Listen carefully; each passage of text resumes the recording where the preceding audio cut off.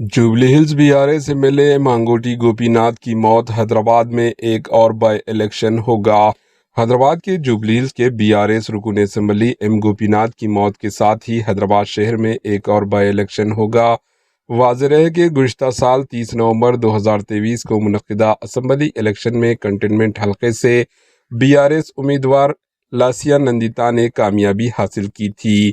ताहम वो 23 फरवरी 2024 को एक कार हादसे में हलाक हो गई, जिसके बाद मई में वहां बाई इलेक्शन मुनक़िद किया गया।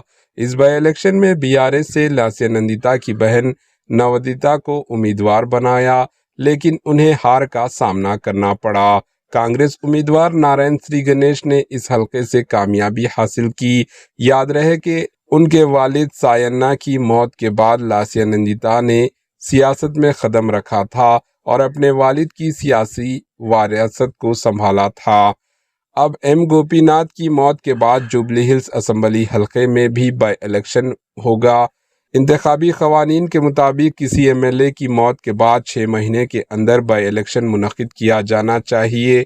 दिलचस्प बात यह है कि असेंबली इलेक्शंस के सिर्फ 2 साल के अंदर रियासत तेलंगाना में ये दूसरा बाई इलेक्शन होगा, जो सियासी मंजरनामे में अहमियत का हामिल बन गया है। Bureau report, AHN news.